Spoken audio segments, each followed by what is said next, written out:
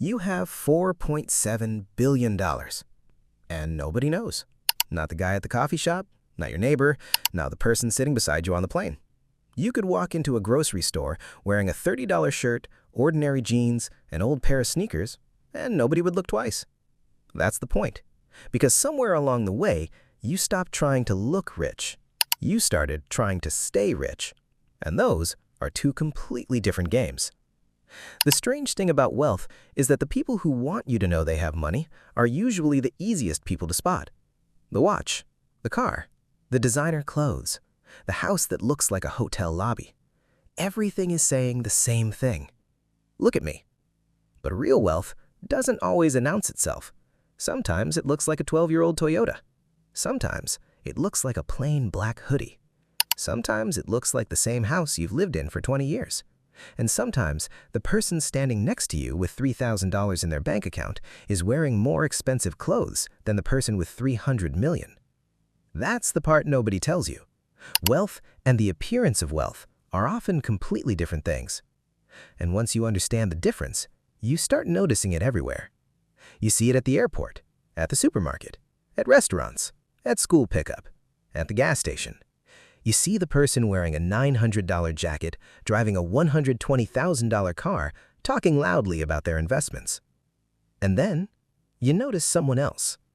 Plain clothes, old car, no jewelry, no designer logo, nothing remarkable.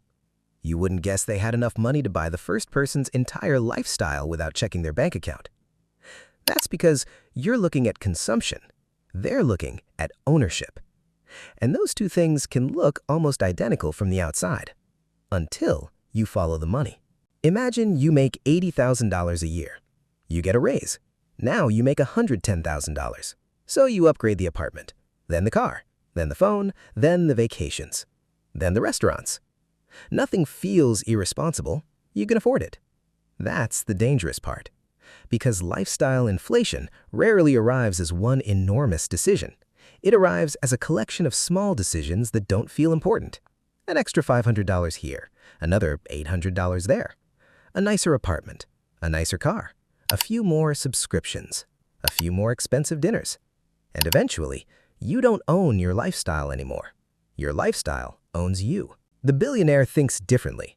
Not because every billionaire is secretly driving a 1998 Corolla. They aren't. Some spend enormous amounts of money. But the important distinction is this. They don't need consumption to prove their wealth. Their wealth exists somewhere else.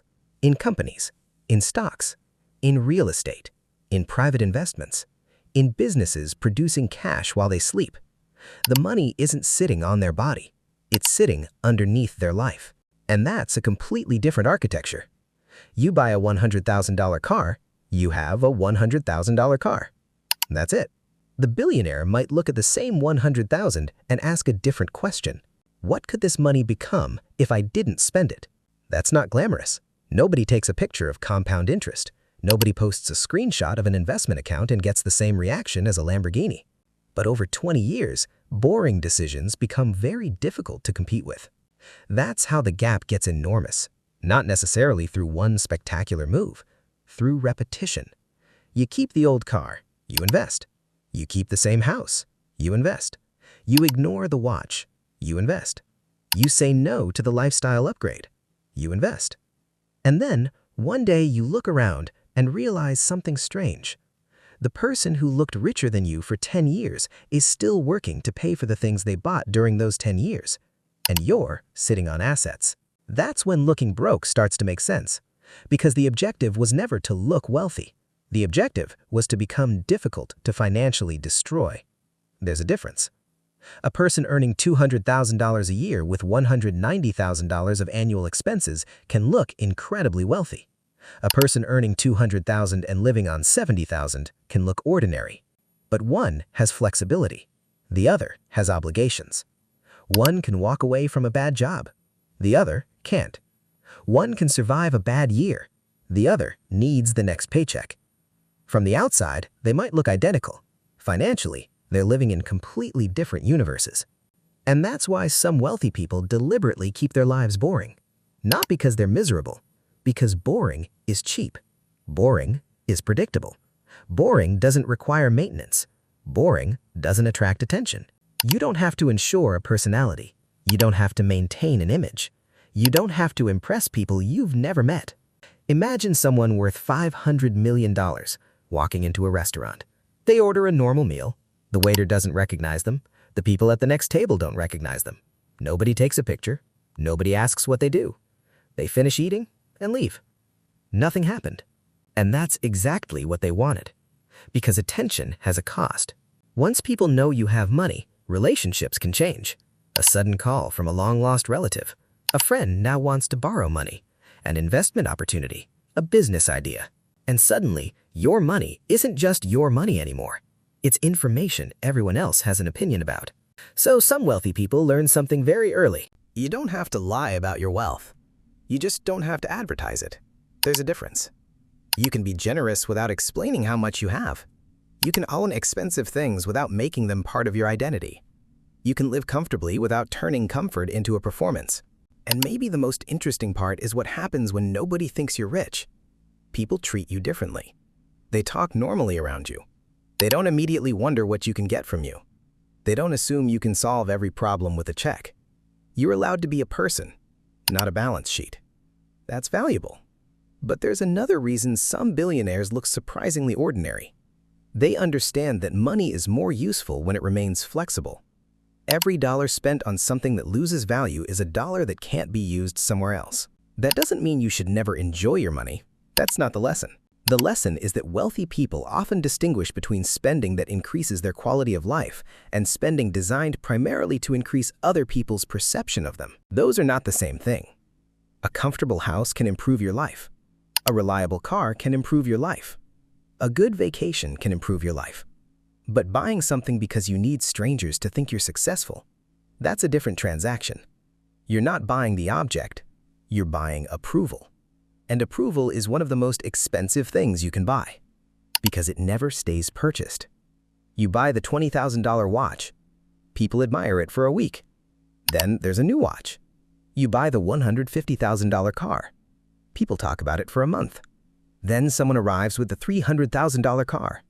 You upgrade the house. Someone else has a bigger one. The finish line keeps moving. That's the trap. If your definition of being rich depends on looking richer than other people, you can never actually arrive. There will always be someone with more.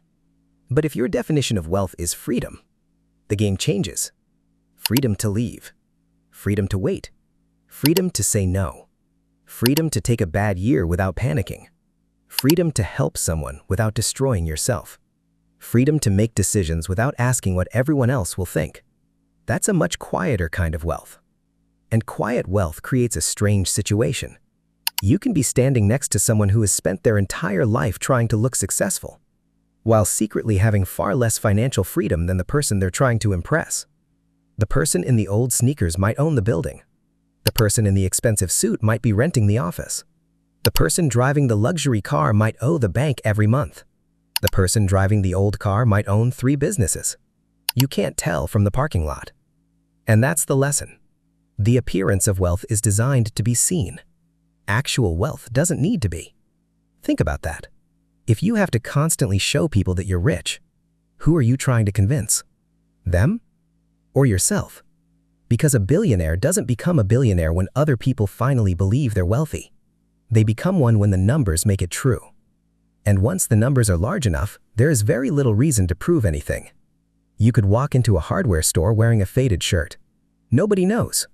You could sit in economy class. Nobody knows. You could drive a 10-year-old car. Nobody knows. And your investment account could be quietly producing more money in a year than most people will earn in a lifetime. That's the paradox. The richer you become, the less you may need to look rich.